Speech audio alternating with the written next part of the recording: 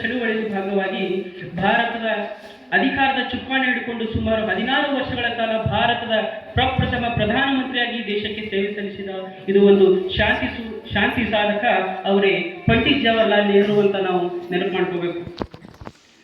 ಇವತ್ತು ನನಗೆ ಬಹಳ ಒಂದು ವಿಶೇಷವಾದಂತಹ ಒಂದು ಟಾಪಿಕ್ ಅಲ್ಲಿ ಕೊಟ್ಟಿದ್ದಾರೆ, ಮಕ್ಕಳಿಗೆ ಮಾರ್ಗದರ್ಶನ ಮಾಡ್ಬೇಕಂತ ಹೇಳಿ. ಮಾರ್ಗದರ್ಶನ ಮಾಡೋದು ಬಹಳ ಸುಲಭ, ಆದರೆ ಅದು ಮಾಡಿದ ಮಾರ್ಗದರ್ಶನ ಅವರು ಅಳವಡಿಸ್ಕೊಳ್ಳೋದು ಬಹಳ ಕಷ್ಟ ಅನ್ನೋದಕ್ಕಿಂತ ಕಷ್ಟ ಸಾಧ್ಯ.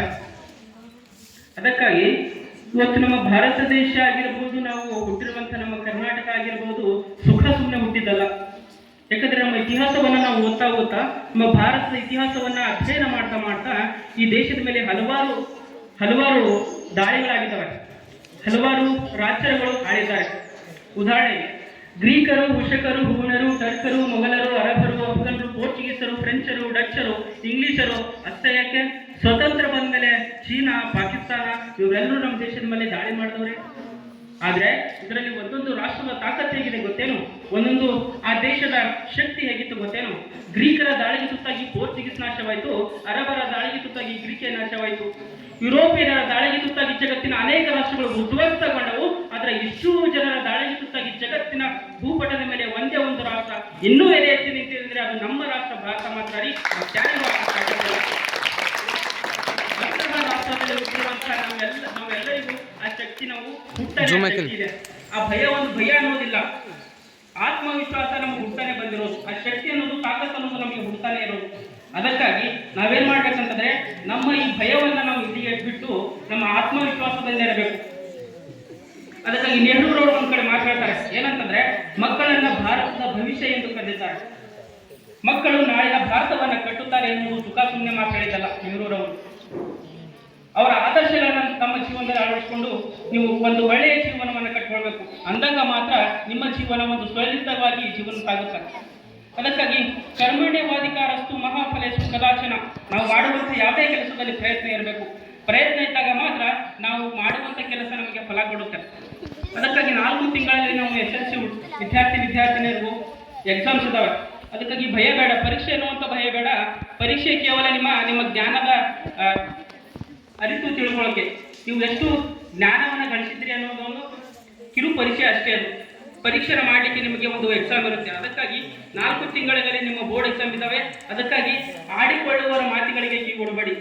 ಆಡಿಕೊಳ್ಳುವವರ ಮಾತುಗಳಿಗೆ ಕಿವಿಗೊಡದೆ ಯಶಸ್ವಿ ವ್ಯಕ್ತಿಯಾಗಿ ಬದುಕು ಸಾಗಿಸಬೇಕಾದ್ರೆ ನೀವು ಬೇರೆಯವರು ನಿಮ್ಮ ಮೇಲೆ ಎಷ್ಟು ನಂಬಿಕೆ ಇದೆ ಅನ್ನೋದಕ್ಕಿಂತ ನಮಗೆ ನಮ್ಮ ಮೇಲೆ ಎಷ್ಟು ನಂಬಿಕೆ ಇದೆ ಅನ್ನೋದರ ಆಧಾರದ ಮೇಲೆ ನಮ್ಮ ಜೀವನದಲ್ಲಿ ನಮಗೆ ರಿಸಲ್ಟ್ ಸಿಗುತ್ತಾ ಹೋಗುತ್ತೆ.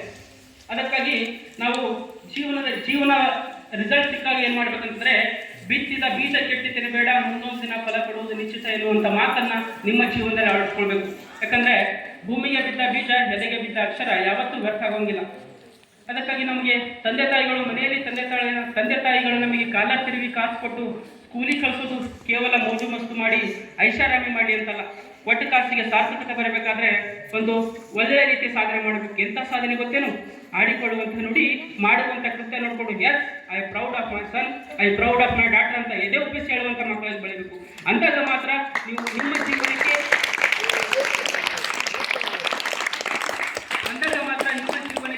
ನೀವು ಕಲಿತಿರುವಂಥ ಈ ಒಂದು ಶಿಕ್ಷಣ ಸಂಸ್ಥೆಗೆ, ಕಲಿತಿರುವಂಥ ಗುರುಗಳಿಗೆ ಒಂದು ಸಾರ್ಥಕತೆ ಬರ್ತದೆ. ಮತ್ತೆ ಮುಂದೆ ಏನ್ ಮಾಡ್ಬೇಕಂದ್ರೆ, ಈ ನಿಮ್ಮ ಭಯ ಹೋಗ್ಬೇಕಂತಂದ್ರೆ ನಮ್ಮ ಎಲ್ಲಾ ವಿದ್ಯಾರ್ಥಿಗಳಲ್ಲಿ ಏನಾಗಿದೆ ಅಂತಂದ್ರೆ ಬೂದಿ ಮುಚ್ಚಿದ ಆ ಮುಚ್ಚಿರುವಂತ ಕೆಂಡದ ಮೇಲೆ ಇರುವಂತ ಬೂದಿಯನ್ನ ತೆಗೆಯುವಂತ ಪ್ರಯತ್ನ ನಮ್ಮೆಲ್ಲ ಶಿಕ್ಷಕರು ನಾವು ಮಾಡ್ತೇವೆ ಅನ್ನುವಂತ ಒಂದು ಮಾತನ್ನ ಹೇಳ್ತಾ, ಇವತ್ತು ನಾವು ಜಗತ್ತು ಭಯ ಪಡ್ತಿರೋದು ನಮ್ಮಲ್ಲಿರುವಂತ ಅಧಿಕಾರಕ್ಕಾಗಲ್ಲ, ನಮ್ಮಲ್ಲಿರುವಂತ ರೆಕಮೆಂಡೇಶನ್ ಸಲುವಾಗಿಲ್ಲ. ಇವತ್ತು ಇಡೀ ಜಗತ್ತು ನಮಗೆ ಭಯ ಪಡ್ತಿರೋದು ಕೇವಲ ಜ್ಞಾನಕ್ಕೆ ಮಾತ್ರ ಬಂತು, ನಮ್ಮಲ್ಲಿರುವಂತಹ ಹಣಕ್ಕಲ್ಲ. ಯಾಕಂದ್ರೆ ಹಲವಾರು ಮಹನೀಯರನ್ನ ನಾವು ನೋಡಿದಾಗ ಅವರಲ್ಲಿರುವಂತಹ ಹಣಕ್ಕೆ ಭಯಪಟ್ಟಿಲ್ಲ, ಅವರಲ್ಲಿರುವಂತಹ ಒಂದು ಅಧಿಕಾರಕ್ಕೆ ಭಯಪಟ್ಟಿಲ್ಲ. ಕೇವಲ ಭಯಪಟ್ಟಿರೋದು ಕೇವಲ ಅವರಲ್ಲಿರುವಂತಹ ನಂಬಿಕೆಗೆ, ಅವರಲ್ಲಿರುವಂತಹ ಆತ್ಮವಿಶ್ವಾಸಕ್ಕೆ, ಅವರಲ್ಲಿರುವಂತಹ ಜ್ಞಾನಕ್ಕೆ ಹೊರತು ಯಾವುದಕ್ಕೂ ಹಣಕ್ಕಲ್ಲ, ಅಧಿಕಾರಕ್ಕಲ್ಲ. ಅದಕ್ಕಾಗಿ ಜಗತ್ತಿನ ದೊಡ್ಡಣ್ಣ ಅಂತ ಕರೆಸಿಕೊಳ್ಳುವಂತಹ ಅಮೆರಿಕದ ಅಧ್ಯಕ್ಷರು ಇವತ್ತು ಅಮೆರಿಕದ ವಿದ್ಯಾರ್ಥಿಗಳನ್ನು ಕುರಿತು ಹೇಳ್ತಾರಂತೆ. ಏನಂತಂದ್ರೆ, ನೀವು ವಿದ್ಯಾರ್ಥಿಗಳೇ ಸರಿಯಾಗಿ ಓದಿಲ್ಲ ಅಂತಂದ್ರೆ, ಒಂದು ವೇಳೆ ನೀವು ಸರಿಯಾಗಿ ಓದಿಲ್ಲ ಅಂತಂದ್ರೆ ಆ ಬೆಂಗಳೂರಿನಲ್ಲಿ ಟೇಕ್ ಯುವರ್ ಜಾಬ್ ಅನ್ನುವಂಥ ಮಟ್ಟಕ್ಕೆ ನಾವು ಕಾಂಪಿಟೇಷನ್ ಅನ್ನು ಸೃಷ್ಟಿ ಮಾಡಿವಿ ಅಂತಂದ್ರೆ ನಮ್ಮ ಕರ್ನಾಟಕದ ಶಕ್ತಿ ಹೇಗಿರ್ಬೋದು, ನಮ್ಮ ಕರ್ನಾಟಕ ರಾಜ್ಯದ